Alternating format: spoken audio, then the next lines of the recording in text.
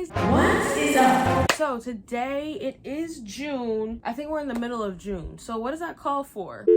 Mid-year wrap up. Let's just say that I haven't had the best year in reading in terms of books. You know, I definitely had better years, but I'm still gonna do this video. We're still gonna see what I read. So I got my questions from Larry Reeds, and then I think she got her questions from Sarah Carioli, but I also added some of my own questions. I literally just added I think one or two because I was just like, let's spread some negativity too. Like, I gotta let y'all know what I think about these other books. The first prompt is best book you've read in 2024 so far, and that's gonna have to be Archer's Voice by Mia Sheridan. I love this book so much. It is one of those OG TikTok books. I think it was very popular in like 2020, 2021. 100% fell in love with this book. I love the buildup of Bree and Archer's relationship. I love the setting, everything about this book. I love the ending. Quite literally took years off my life. If you watch my spring break reading vlog, I read this in it and definitely put me through the ringer. Thank you, Mia. Like, yes, I would highly recommend it. And also they have an interabled relationship, which I never read about before,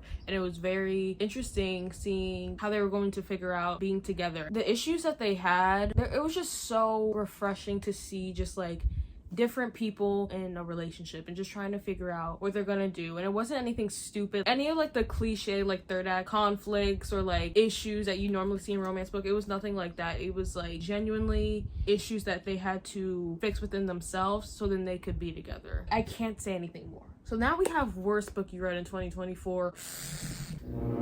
Love and Other Words by Christina Lauren. I think I gave this, I keep switching my score, my rating on Goodreads. I go from 1 star to 1.5 to 2. Pick a rating. You read this book like a month ago. I'm in between like a 1 and a 2. For right now, it's a 2 star, but I'm even surprised that I got to this book this year. I can't believe I actually read it. I've been trying to read this book for years, and I really liked the beginning of it, and I also really liked when they were older teenagers, when they were like 17, 18, and they really got to express their feelings toward each other, and it wasn't just like a childish kind of like way of showing love. But that was cute too, don't get me wrong, but I really wanted to see them like flush out their emotions. But once we get to adulthood, it's kind of weird, and also just like the whole like big conflict, it's very wishy-washy for me. I don't really know what Christina Lauren thought they were doing with that. Trigger warning, there is possibly sexual assault that happens, and it's kind of like blurry. It's not really talked about. After we figure out what happens, it's talked about for 1 chapter. They're upset and then they're having sex.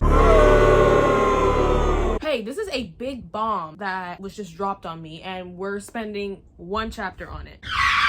I don't really like the ending. And also, Elliot as an adult, listen, how did he have more charm when he was like a teenager? And now when he's an adult, it's just like, what the fuck? Girl, you're nasty.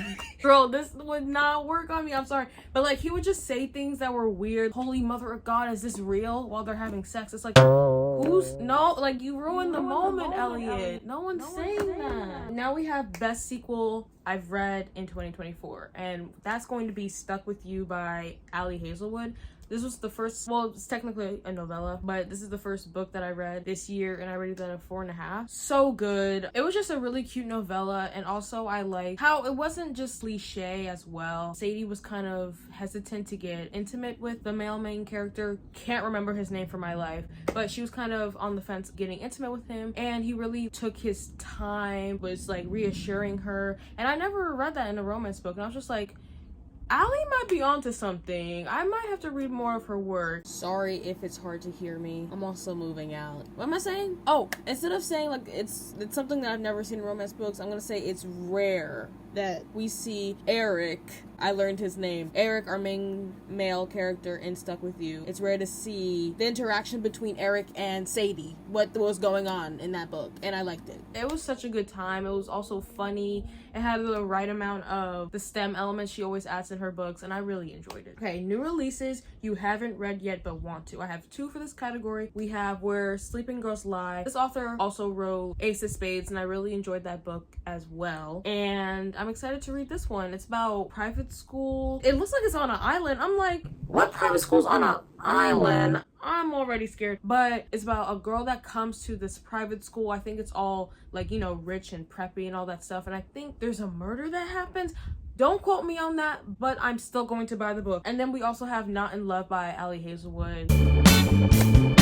I have to read it. Judging by the cover, I might already love it. The premise of the book is very interesting to me. I think it's like secret relationship and they have to like keep it a secret because his company's trying to buy her company and then they get entangled into a relationship. I'm really excited to read. Okay, most anticipated release for the second half of the year. We have On Merit Alone by Adora Ball, Huckley Ordaz, and this is coming out August 6th. I read another book by her. I think this was her debut novel, Terms of Inheritance, and I love that book. I gave it like a high 4, I think, like a 4.75. I love that book. Clementine Oaxaca. Yes. She does have a second book in that series, but I haven't read it because it's friends to lovers, and I'm thinking that I don't even really like that trope, so I don't think I'm gonna read that. That's probably why I also hated Love in Other Words. Neither here or there. I'm excited for On Merit Alone. She did like a little TikTok promotion for it, and I was just like, this looks good. But I think it might be a sports romance, so I am gonna keep a side eye because I don't like sports romances, but I love the author. So I have to read whatever she puts out. Biggest surprise,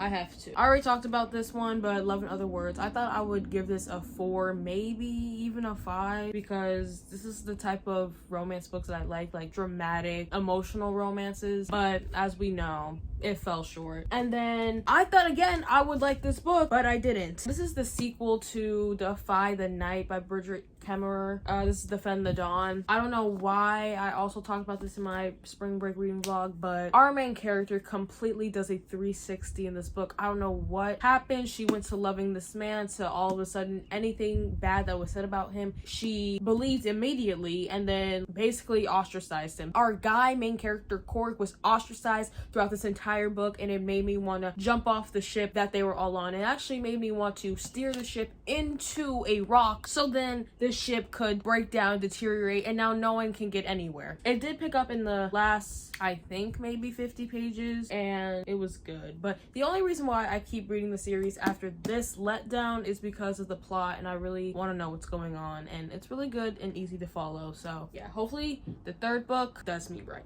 Now we have favorite new authors. These can be debut authors or new to you. I have 2. So first we have Ali Hazelwood. She just itches something in my brain. I really like how she writes her intimacy scenes and also just her dialogue between the characters. I know she kind of has this like formula for her characters and the types of people they are, but if it's not broken, why fix it? I will say I didn't like her third book in the like Steminist series that she did, Below Zero, and that has the same like archetypes of characters and everything, and I didn't like it. But the first 2 I did like. So you know, it's gonna be a hit or miss, but I think I'm gonna read my first novel by her and then I'll see if she is one of my favorite authors. And then we have Abby Jimenez. I kind of like Just for the Summer. I read that this year. I gave like a 3.75, I think. I enjoyed it, but there's just something about it that didn't really make me love it. But I am open to reading her other book that she has. I wanted to read this before Just for the Summer, but I got to Just for the Summer first. But I want to read Part of Your World because I know a lot of people really like that book. And I've been hearing conflicting things about Yours Truly. So I don't know if I should read that or not. I'm gonna give Abby Jimenez another try because I do like how there was another element other than the romance to her book in Just for the Summer. Newest fictional crush. So Defy the Night. Where is it? Defy the Night. Rocco. He is a side character.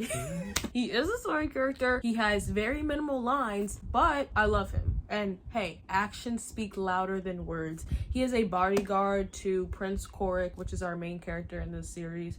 And I just love Rocco. He continues to survive. He continues to thrive. And if something happens to him in the third and final book, I will go to, who is this? Made by Bloom? I will go to Bloom headquarters and demand his story get rewritten so that he is actually in love with me. Books that made you cry. These are gonna be repeat books, sorry, but we have Archer's Voice, literally sobbing. That was emotional damage that unfortunately I won't get compensated for. Thank you, Mia. And then we also have Defy the Night. This made me actually want to throw up everywhere. I thought something happened to one of my favorite characters and I was like, so I can't continue this if something bad happened to them. Thank you. Book that made you happy just for the summer. I know I kind of just talked shit about it, but I did like it. I didn't hate it, but it was okay. I put this in this category because while it wasn't the summer romance that I was thinking it was gonna be, it was still good, and I love Justin and just how he took care of his siblings, and also like just made so much of an effort to be with Emma. I just love him. He also might be my crush. Wait. And I just also love the line where he's just like, meet me where I am. I just think that's just like such a emotionally mature thing to say, especially like because they're both going through such like shitty situations and then they're still trying to be together. It's just like, girl, yeah, where are you? I will meet you there. Most beautiful book you've bought or received. Minx by Sophie Lark. I haven't read from this author before. I know she has the Brutal Birthright series. Haven't read that, but I saw this in Target and I either read the first page or I saw this and I was just like, oh, I have to have it. But I love the fur and the blinged out title. What? I've never seen anything like this before. I can't wait to read this. Is she a stripper? Hopefully this isn't another pre-situation. I'm really hoping. Okay, and now the last prompt we have is what books you need to read by the year. I have a few that I do need to read. First, we have Saint. I gotta finish my series. I started this last year. It was actually and continues to be my favorite series in the entire world. I started this yesterday, but then I was just like, this is too like atmospheric and giving like fall vibes, and I think I might have to read this during the fall or winter time. Then we have Destroy the Day, which I also started reading yesterday because after reading Saint and saying, oh, I need to delegate fall to this book, I was like, let me read Destroy the Day. And I got like 20 pages into it. Why is it 500 pages? Yeah, I started reading this and hopefully I finish this soon. Oh, Not in Love. This just came out recently. I'm excited to read this and see if Ali Hazelwood becomes a instant buy author. Oh, then we got Perfect Strangers. I'm scared to read this book because it says it's not a love story, but that's where it's heading. I'm just like, what doesn't make, I don't know. I'm scared. I don't know what this book is. I've heard that you're supposed to go in blind, so. And then my last one I have is Sinners Anonymous. I've recently just finished My Dark Romeo, and it's kind of getting me back into the mafia dark romance books that I kind of avoided last year and liked in 2022. So I'm excited to possibly getting back into my mafia phase. But that's gonna be it for this video. I hope you guys liked it. Haven't read a lot, haven't loved a lot, haven't hated a lot. A lot of my stuff is just like in the middle, but hopefully I can read more books in the next half of the year. But I will see you guys in the next one.